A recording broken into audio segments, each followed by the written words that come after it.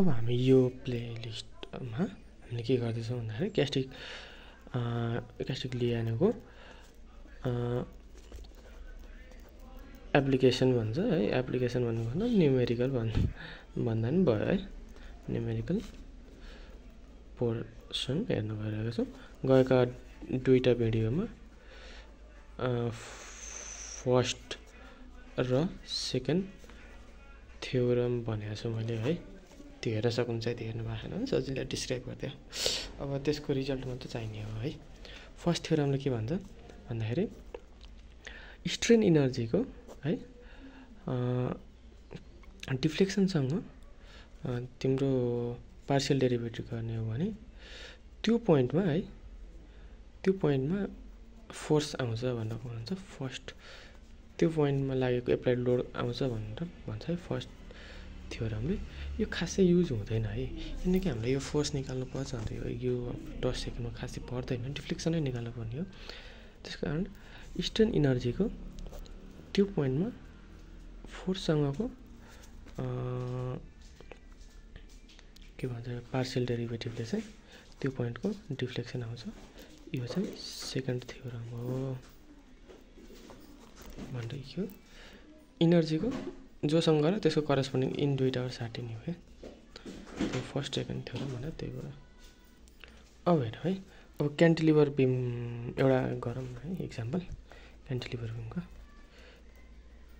Example अब हामी के भन्छ deflection at free end of cantilever beam when P load is at free end। अब deflection at free end of cantilever एउटा cantilever beam छ, यहाँबाट P लोड भन्ने लाग्यो छ भन्नु मतलब P लोड लाग्यो, यहाँनिरको डिफ्लेक्सन निकाल भन्यो है। यति यसको क्वेसन। अब हेर यो निकाल्नु पर्ने छ। यो निकाल्नु के युज गर्नु पऱ्यो? अभियसली क्यास्टिलिङ्गम थ्योरम भयो निकाल्नु पर्ने। डिफ्लेक्सन हो, डिफ्लेक्सन भन्नु मतलब सेकेन्ड थ्योरम हो। युजिङ क्यास्टिलियानोस सेकेन्ड थ्योरम चाहिँ P टु डेल। अब हेरौँ है, यो भने के हो? Partial derivative of strain energy with respect to applied force at any point is equal to deflection at that point in the direction of यो के हो? यो in the direction of that force भन्नु मतलब यो फोर्स चाहिँ यो deflection जहाँ निकाल्नु पर्छ त्यही लाग्नु पर्यो, त्यहीँको फोर्स हुनु पर्यो P। अब अहिलेलाई यहाँनिर डिफ्लेक्सन माथिको फोर्स P नै छ है। अब यो कन्डिसनलाई अर्को क्वेसन गर्दाखेरि बुझिन्छ है। जस्तै यो पोइन्टमा डिफ्लेक्सन नभएर रोटेसन सोधेको यो P छँदै थियो, डम्मी M ड्यास राख्नु पर्थ्यो है। यो पछि बुझिहालिन्छ। अहिलेलाई यहाँ डिफ्लेक्सन माथिकै पोइन्टमा फोर्स छ, त्यही भएर जे छ ठिक छ है। ए बी भनौँ। अब क्यास्टिलियानो थ्योरम यो भयो। लाइक स्ट्रेन इनर्जी भने के हो? बिममा बिम इनर्जी कतिवटा हुन्छ?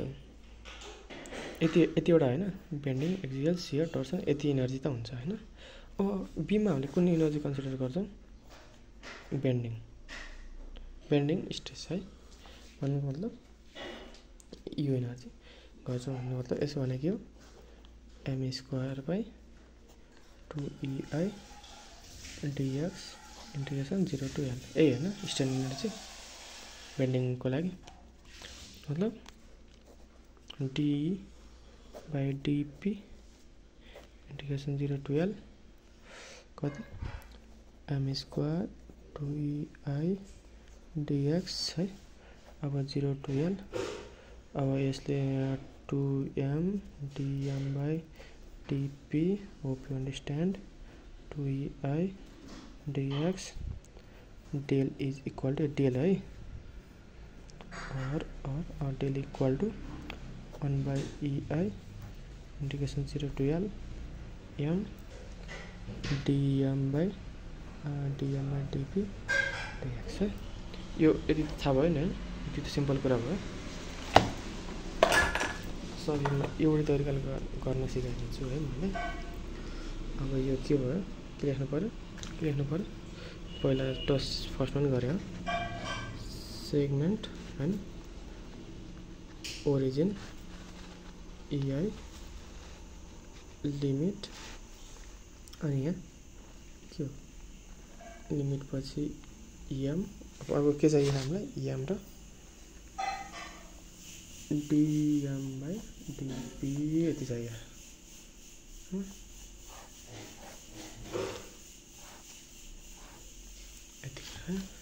सेगमेन्ट त एउटै छ जस्तो लाग्यो मलाई, एबी सेगमेन्टै हो है। यो कुनै ठाउँमा काट्यौँ, सेगमेन्ट एबी भयो। ओरिजिन जहिले पनि यो लिनु पर्यो होइन, क्यान्टिलिभरमा थाहा भएको कुरा भयो। EI सबै EI कन्सटेन्ट छ। लिमिट कति हो, L 0 to L भयो। लिमिटको कुरा गर्दाखेरि मोमेन्ट कति भयो, यहाँबाट यति डिस्टेन्सहरू कति भयो, x है, px त भयो। यता कुन क्लकवाइज भयो,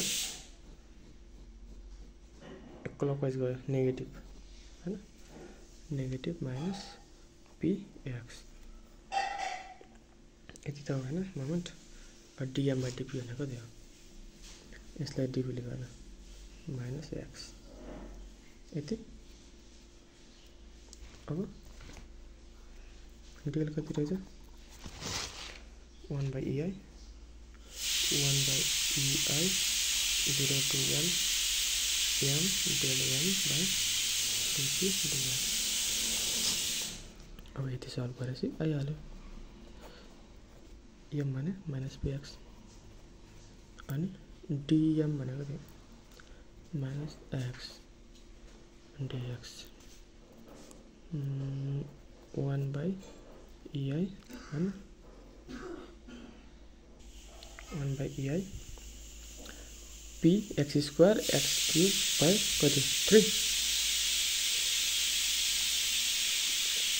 0 to L cube PL cube by 3EI equal to del 1 answer.